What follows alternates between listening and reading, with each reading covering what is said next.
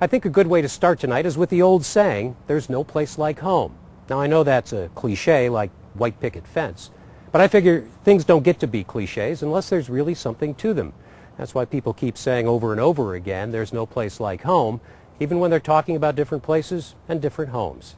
Well, tonight we're going to visit lots of different places, different neighborhoods that make up our regional home. These are stories about people in the city and in towns, stories about the past and the present and the future. Ruth Ezell begins tonight with a story that starts on a recent Saturday morning, although the sights and the sounds, well, could have been 100 years ago.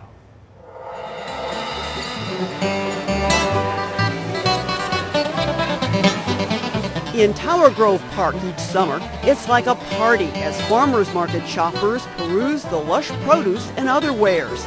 Box peaches? Yeah. Okay. There's also a profound sense of community here. You want a couple that's ready now? So this is a pretty typical Saturday for you, I guess. This is what has become a very typical Saturday. It was devotion to the Tower Grove community that inspired Patrick Horine and his wife to launch the farmers market in 2006. We had lived in the neighborhood for a couple of years, and it's a very tight-knit community, and we got to know a lot of the residents fairly quickly and realized what was missing from the neighborhood, what people wanted, and a farmers market was at the top of our list, and then we realized, talking to other people, that was on their list as well, what they would like to have in the neighborhood. One good idea spawned another, and the following year, the Horines opened Local Harvest Grocery in the nearby Morganford Business District. And did you want organic? I can price both for you. Maddie Ernest is the Horines' partner in the grocery, which features some of the locally grown organic fruits and vegetables and other goods found at the farmers market. What am I looking for to find the grass-fed, or is all the grass-fed meat? Yeah. The business is part of a renaissance taking place along Morganford, and it's helping attract a lot of positive attention to the Tower Grove area. We've had people come into the store who are moving to St. Louis from other areas, and they have done web searches and they found our grocery store or whatever, and they've moved to the area just from what they've found on the internet about this area. The Tower Grove South area was first settled as a rural farming outpost in the late 18th century. This mid-19th century street map shows a considerable amount of land owned by members of the Russell family. It's where patriarch James Russell built the family estate, Oak Hill.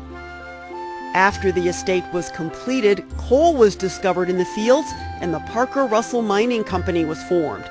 Many workers lived in cottages along Morganford Road, known back then as Russell Street. The mines closed in 1849 as a result of a devastating cholera epidemic and the fact that coal deposits were shrinking. So the company shifted gears into a new industry, the Oak Hill Fire Brick and Tile Works. It quarried fire clay, the primary component of bricks. The area was a thriving suburb of St. Louis until the city limits were expanded to include Tower Grove South.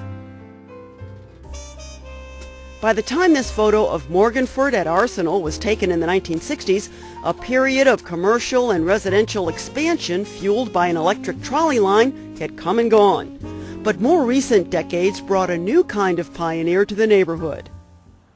This plot of land at the corner of Morganford and Utah is the site of the future Marty Frumhoff Memorial Garden.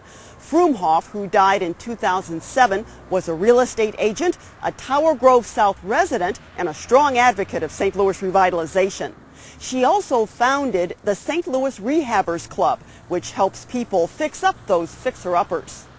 Some of you are new faces to me, and I know we're new to each other. Frumhoff was interviewed in 2005 for a Living St. Louis story about the Rehabbers Club, which now boasts about 2,500 members. She's remembered as a major force behind the rehabbing boom in the city and the resurgence of the Tower Grove area. But you wouldn't have known it to hear her talk about the club. It's just all we're trying to do is be there for each other, and wherever the energy of the group takes it, that's where it'll go, and that's kind of how it's always been. And there are a lot of people on the list that share a whole lot of information, and they're really the ones that are the Rehabbers Club. I just kind of, try and keep it in the line, so to speak. The fruit that that we now see is, has a lot to do with her. She was a great lady. Bill Wagoner is one of the owners of Grove Furnishings on Morganford and a former president of the Tower Grove Business Association. His store opened in April of 2005, but he's lived in the neighborhood since 1994, when it was not as attractive or as safe. I got a great deal on my house. I didn't realize until a couple of weeks after I moved in why I got a great deal on it, because it was a little sketchy. It was a little rough. So, but the neighborhood since then has gone gangbusters, and we've seen a lot of growth in property values. A lot of neighbors have really taken care of their property, and things are great, actually. Today, the small businesses lining Morganford reflect Tower Grove South's multifaceted personality. Take Eve's Garden, an art gallery and healing arts center dedicated to getting your karma on track and your groove back. I could see Morganford 2 years ago when I bought this building, a little more, 2.5, that beautiful building stock. Absolutely. The owner is Henry von Schweinsberg.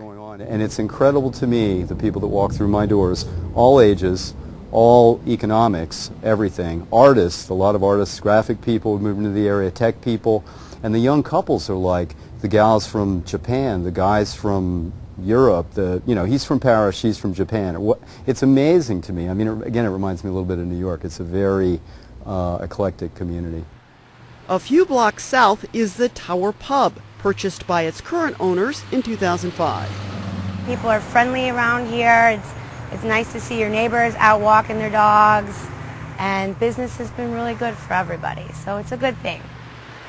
And at Local Harvest Cafe and Catering, yes, it's an offshoot from Local Harvest Grocery, customers and area homeowners Naka Kastelik and Bob Byrne see great days ahead for the neighborhood. And what's happening here on Morganford, I think as these things come along, these are going to be very livable areas where people who live on the side streets will find things that they can walk to, and there will be destination locations on this street that will be like good neighborhood anchors. And that's especially true of this neighborhood. There's a coffee shop here, of course, where we're sitting, and then the store, but there's another coffee shop just down the street here on one of the side streets. Yeah. There's more and more neighborhood stuff coming back in, more localized stores. I want to see good, independent, community-minded businesses, not only on every corner, but in every single commercial space here. Community-minded businesses, because community is what it's all about. On Morganford, at the Tower Grove Farmers Market, and in neighborhoods across the St. Louis area. Patrick Horine, a native of Northern California, couldn't be more pleased with the neighborhood he's chosen to call home. It's a really interesting place to live. It's great.